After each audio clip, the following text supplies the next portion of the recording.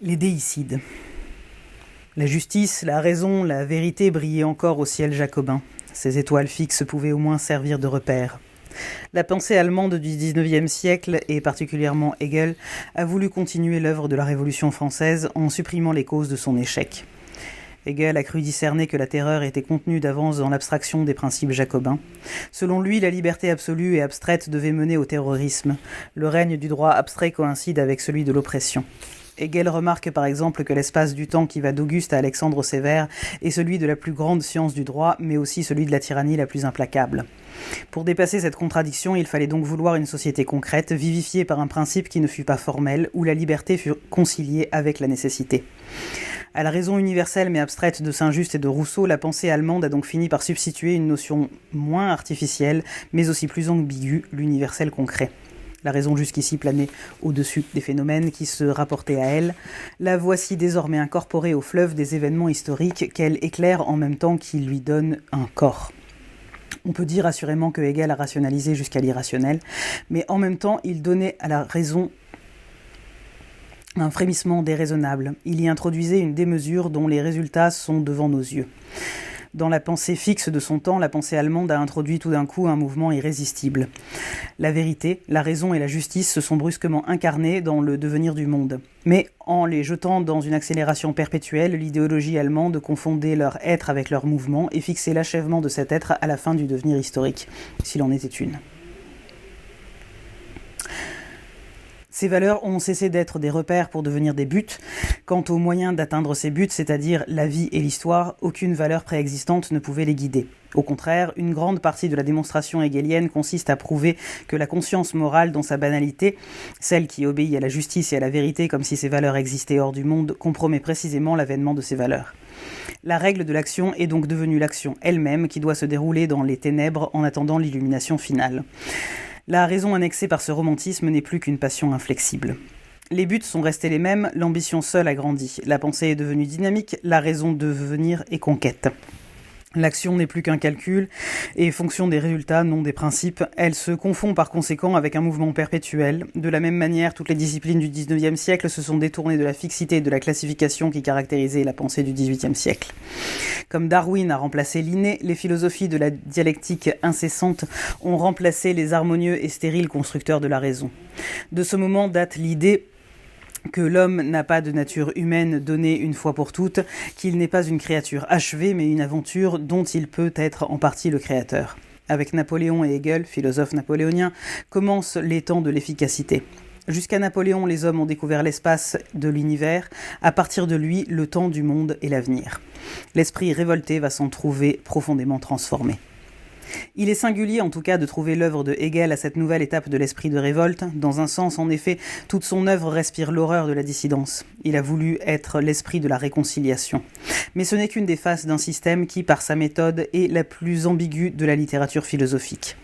Dans la mesure où, pour lui, ce qui est réel et rationnel, il justifie toutes les entreprises de l'idéologie sur le réel. Ce qu'on a appelé le panlogisme de Hegel est une justification de l'état de fait. Mais son pantragisme exalte aussi la destruction en elle-même. Tout est réconcilié sans doute dans la dialectique et l'on ne peut poser un extrême sans que l'autre surgisse. Il y a dans Hegel comme dans toute grande pensée de quoi corriger Hegel. Mais les philosophes sont rarement lus avec la seule intelligence, souvent avec le cœur et ses passions qui, elles, ne réconcilient rien. De Hegel, en tout cas, les révolutionnaires du XXe siècle ont tiré l'arsenal qui a détruit définitivement les principes formels de la vertu. Ils en ont gardé la vision d'une histoire sans transcendance résumée à une contestation perpétuelle et à la lutte des volontés de puissance. Sous son aspect critique, le mouvement révolutionnaire de notre temps est d'abord une dénonciation violente de l'hypocrisie formelle qui préside à la société bourgeoise. La prétention fondée en partie du communisme moderne comme celle plus frivole du fascisme est de dénoncer la mystification qui pourrit la démocratie de type bourgeois, ses principes et ses vertus. La transcendance divine, jusqu'en 1789, servait à justifier l'arbitraire royal. Après la Révolution française, la transcendance des principes formels, raison ou justice, sert à justifier une domination qui n'est ni juste ni raisonnable. Cette transcendance est donc un masque qu'il faut arracher. Dieu est mort, mais comme l'avait prédit Stirner, il faut tuer la morale des principes où se retrouve encore le souvenir de Dieu. La haine de la vertu formelle, témoin dégradé de la divinité, faux témoin au service de l'injustice, est resté un des ressorts de l'histoire d'aujourd'hui. Rien n'est pur, ce cri convulse le siècle. L'impur, donc l'histoire, va devenir la règle, et la terre déserte sera livrée à la force toute nue qui décidera ou non de la divinité de l'homme. On entre alors en mensonge et en violence comme on entre en religion, et du même mouvement pathétique. Mais la première critique fondamentale de la bonne conscience, la dénonciation de la belle âme et des attitudes inefficaces, nous le devons à Hegel, pour qui l'idéologie du vrai, du beau et du bien est la religion de ceux qui n'en ont pas. Alors que l'existence des factions surprend Saint-Just, contrevient à l'ordre idéal qu'il affirme, Hegel non seulement n'est pas surpris, mais affirme au contraire que la faction est au début de l'esprit. Tout le monde est vertueux pour le jacobin. Le mouvement qui part de Hegel et qui triomphe aujourd'hui suppose au contraire que personne ne l'est, mais que tout le monde le sera. Au commencement, tout est idylle, selon Saint-Just, tout est tragédie, selon Hegel. Mais à la fin, cela revient au même, il faut détruire ceux qui détruisent l'idylle ou détruire pour créer l'idylle.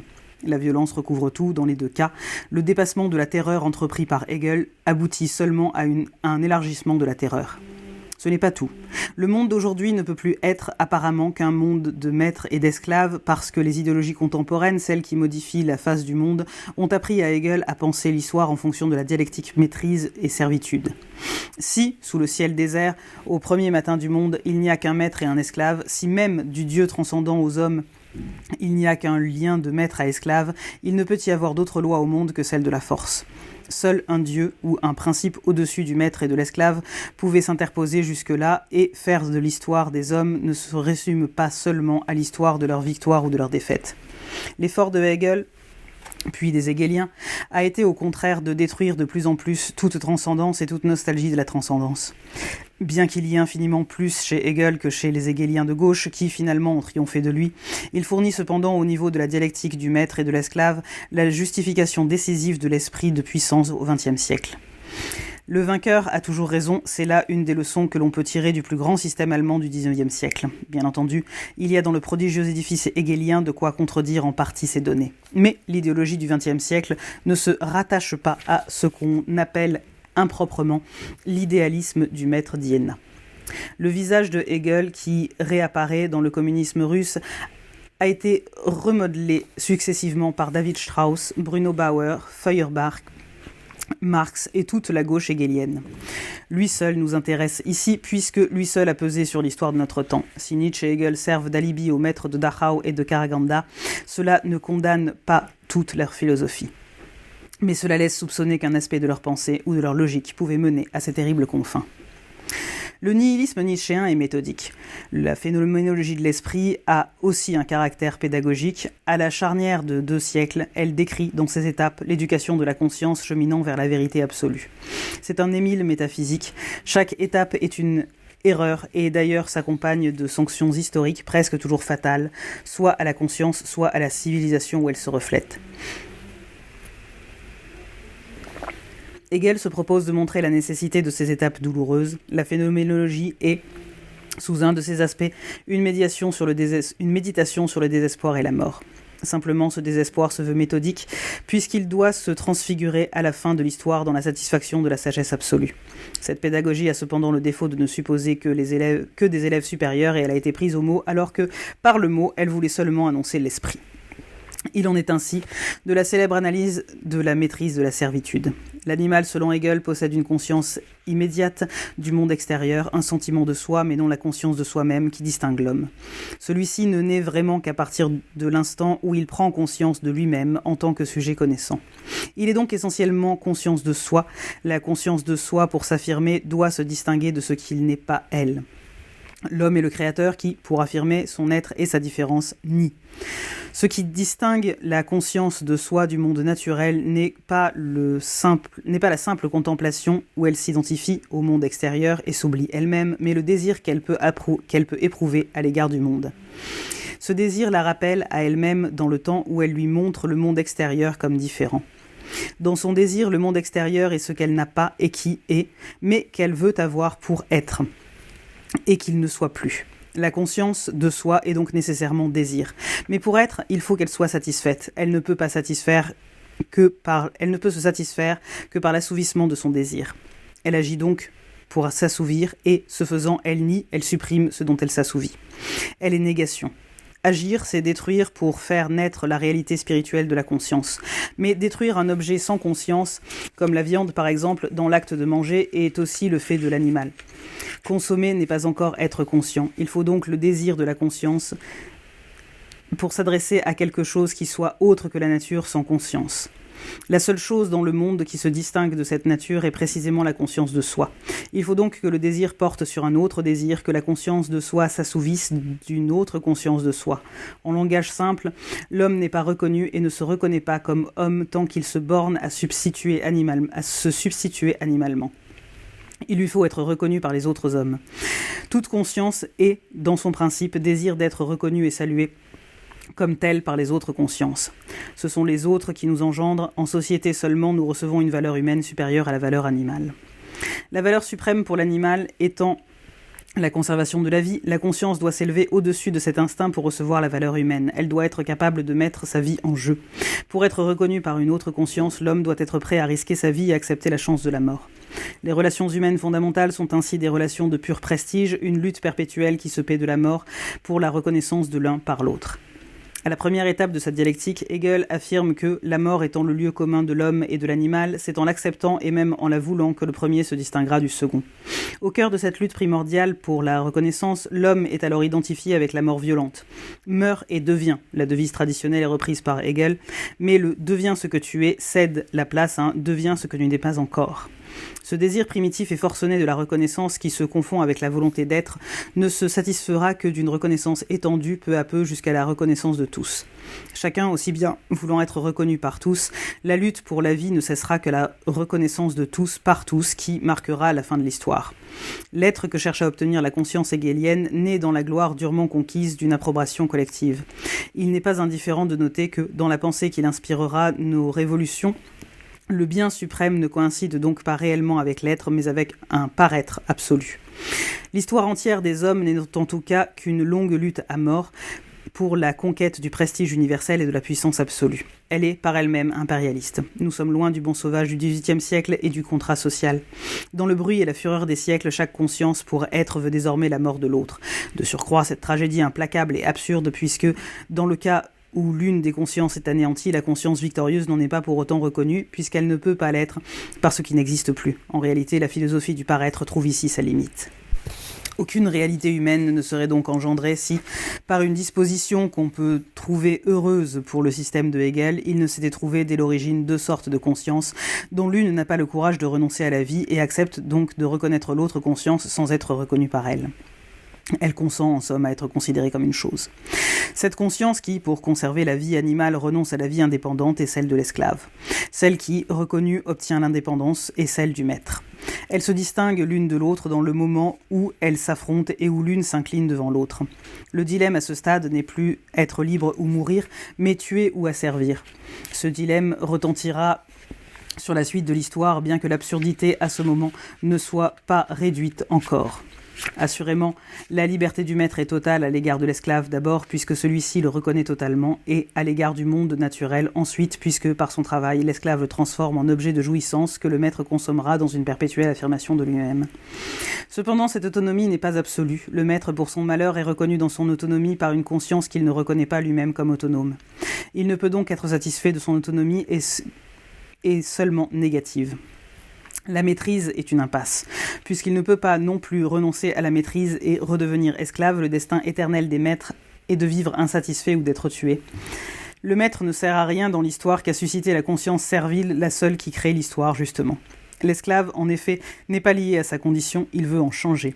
Il peut donc s'éduquer, au contraire du maître. Ce qu'on appelle l'histoire n'est pas la suite de ses longs efforts pour obtenir la liberté réelle. Déjà par le travail, par la transformation du monde naturel au monde technique, il s'affranchit de cette nature qui était au principe de son esclavage, puisqu'il n'avait pas su s'élever au-dessus d'elle par l'acceptation de la mort. Il n'est pas jusqu'à l'angoisse de la mort éprouvée dans une humiliation de tout l'être qui n'élève l'esclave au niveau de la totalité humaine. Il sait désormais que cette totalité existe, il ne lui reste plus qu'à la conquérir à travers une longue suite de luttes contre la nature et contre les maîtres. L'histoire s'identifie donc à l'histoire du travail et de la révolte. On ne s'étonnera pas que le marxisme-léninisme ait tiré de cette dialectique l'idéal contemporain du soldat ouvrier. Nous laisserons de côté la description des attitudes de la conscience servile qu'on trouve ensuite dans la phénoménologie. Mais on ne peut négliger, quant à ses conséquences, un autre aspect de cette dialectique, l'assimilation du rapport maître-esclave au rapport de l'ancien Dieu et de l'homme. Un commentateur de Hegel remarque que si le maître existait réellement, il serait Dieu. Hegel lui-même appelle le maître du monde le Dieu réel. Dans sa description de la conscience malheureuse, il montre comment l'esclave chrétien voulait nier ce qui l'opprime, voulant nier ce qui l'opprime, se réfugie dans l'au-delà du monde et se donne par conséquent un nouveau maître dans la personne de Dieu. Ailleurs, Hegel identifie le maître suprême à la mort absolue. La lutte se trouve donc engagée de nouveau à un échelon supérieur entre l'homme asservi et le Dieu cruel d'Abraham. La résolution de ce nouveau déchirement entre le Dieu universel et la personne sera fournie par le Christ qui réconcilie en lui l'universel et le singulier. Mais le Christ fait partie en un sens du monde sensible. On a pu le voir, il a vécu et il est mort. Il n'est donc qu'une étape sur le chemin de l'universel. Lui aussi doit être nié dialectiquement. Il faut seulement le reconnaître comme homme-dieu pour obtenir une synthèse supérieure. En sautant les échelons intermédiaires, il suffira de dire que cette synthèse, après s'être incarnée dans l'Église et la raison, s'achève par l'état absolu, érigé par les soldats ouvriers, où l'esprit du monde se reflètera enfin en lui-même, dans la reconnaissance mutuelle de chacun, par tous, et dans toute la réconciliation universelle de tout ce qui a été sous le soleil. À ce moment où coïncident les yeux de l'esprit et ceux du corps, chaque conscience ne sera plus alors qu'un miroir réfléchissant d'autres miroirs, lui-même réfléchi à l'infini dans les images répercutées. La cité humaine coïncidera avec celle de Dieu, l'histoire universelle, tribunal du monde, rendra sa sentence où le bien et le mal seront justifiés, l'état sera destin et l'approbation de toute réalité proclamée dans le jour spirituel de la présence. Ceci résume les idées essentielles qui, en dépit ou à cause de l'extrême abstraction de l'exposé, ont littéralement soulevé l'esprit révolutionnaire dans des directions apparemment différentes et qu'il nous revient maintenant de retrouver dans l'idéologie de notre temps. L'immortalisme, le matérialisme scientifique et l'athéisme remplaçant définitivement l'antithéisme des anciens révoltés ont fait corps sous l'influence paradoxale de Hegel avec un mouvement révolutionnaire qui, jusqu'à lui, ne s'était jamais séparé réellement de ses origines morales, évangéliques et idéalistes. Ces tendances, si elles sont très loin parfois d'appartenir en propre à Hegel, ont trouvé leur source dans l'ambiguïté de sa pensée et dans sa critique de la transcendance. Hegel détruit définitivement toute la transcendance verticale et surtout celle des principes. Voilà son originalité incontestable. Il restaure sans doute dans le devenir du monde l'immanence de l'esprit. Mais cette immanence n'est pas fixe, elle n'a rien de commun dans le panthéisme ancien. L'esprit est et n'est pas dans le monde. Il s'y fait et il y sera. La valeur est donc reportée à la fin de l'histoire. Jusque-là, point de critère propre à fonder un jugement de valeur. Il faut agir et vivre en fonction de l'avenir. Toute morale devient provisoire. Le 19e et le 20e siècle, dans leur tendance la plus profonde, sont des siècles qui ont essayé de vivre sans transcendance. Un commentateur hegelien de gauche, il est vrai, mais orthodoxe en ce point précis, note d'ailleurs l'hostilité de Hegel aux moralistes et remarque que son seul axiome est de vivre conformément aux mœurs et aux coutumes de sa nation. Maxime de conformisme social dont Hegel, en effet, a donné les preuves les plus cyniques. Kojève ajoute toutefois que ce conformisme n'est légitime qu'autant que les mœurs de cette nation correspondent à l'esprit du temps, c'est-à-dire tant qu'elles sont solides et résistent aux critiques et aux attaques révolutionnaires. Mais qui décidera de cette solidité, qui jugera de la légitimité ? Depuis 100 ans, le régime capitaliste de l'Occident a résisté à de rudes assauts. Doit-on pour cela le tenir pour légitime ? Inversement, ceux qui étaient fidèles à la République de Weimar doivent-ils s'en détourner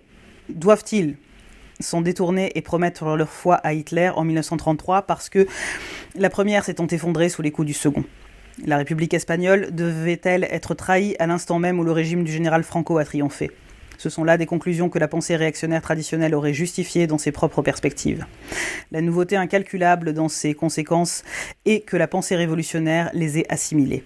La suppression de toute valeur morale et des principes, leur remplacement par le fait, roi provisoire mais roi réel, n'a pu conduire, on l'a bien vu, qu'au cynisme politique, qu'il soit le fait de l'individu ou, plus gravement, celui de l'État. Les mouvements politiques ou idéologiques inspirés par Hegel se réunissent tous dans l'abandon ostensible de la vertu.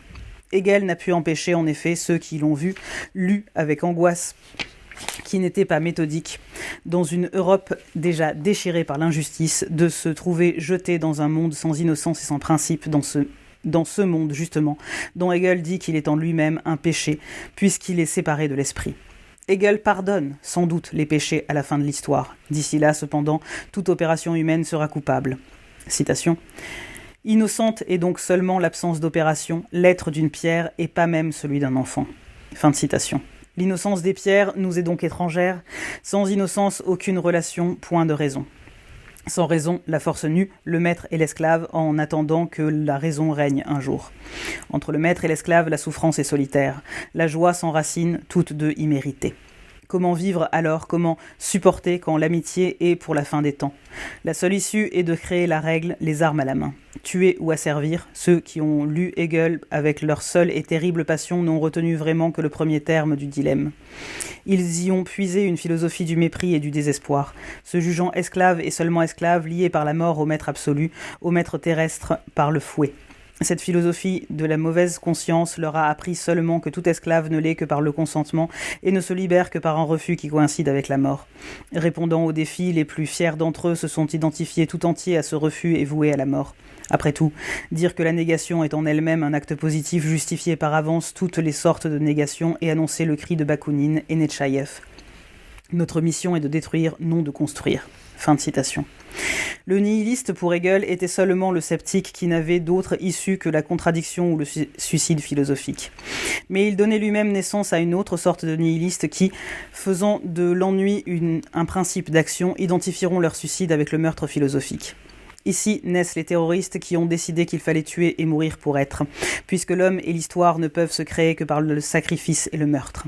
Cette grande idée que tout idéalisme est creux s'il ne se paie par le risque de la vie, devait être poussée à bout par des jeunes gens qui ne l'enseignaient pas du haut d'une chaire universitaire avant de mourir dans leur lit, mais à travers le tumulte des bombes jusque sous les potences. Ce faisant, dans leurs erreurs mêmes, ils corrigeaient leur maître et montraient contre lui qu'une aristocratie au moins est supérieure à la hideuse aristocratie de la réussite exaltée par Hegel, celle du sacrifice. Une autre sorte d'héritier qui lira Hegel plus sérieusement choisira le second terme du dilemme et prononcera que l'esclave ne s'affranchit qu'en asservissant à son tour. Les doctrines post-hegeliennes, oubliant l'aspect des mystiques de certaines tendances du maître, ont conduit ses héritiers à l'athéisme absolu et au matériel scientifique. Mais cette évolution ne peut s'imaginer dans la disparition absolue de tout principe d'explication transcendant et sans la ruine complète de l'idéal jacobin. Immanence, sans doute, n'est pas athéisme, mais l'immanence en mouvement est, si l'on peut dire, athéisme provisoire. La vague figure de Dieu qui, chez Hegel, se reflète encore dans l'esprit du monde, ne sera pas difficile à effacer. De la formule ambiguë de Hegel, Dieu sans l'homme n'est pas plus que l'homme sans Dieu. Fin de citation. Ses successeurs vont tirer des conséquences décisives. David Strauss, dans sa vie de Jésus, isole la théorie du Christ considéré comme Dieu-homme. Bruno Bauer, dans la critique de l'histoire évangéliste, fonde une sorte de christianisme matérialiste en insistant sur l'humanité de Jésus. À la fin, Feuerbach, que Marx tenait pour un grand esprit et dont il se reconnaîtra le disciple critique, dans l'essence du christianisme, remplacera toute théologie par une religion de l'homme et de l'espèce qui a converti une grande partie de l'intelligence contemporaine. Sa tâche sera de montrer que la distinction entre l'humain et le divin est illusoire, qu'elle n'est pas autre chose que la distinction entre l'essence de l'humanité, c'est-à-dire la nature humaine et l'individu. Le mystère de Dieu n'est que le mystère de l'amour de l'homme pour lui-même.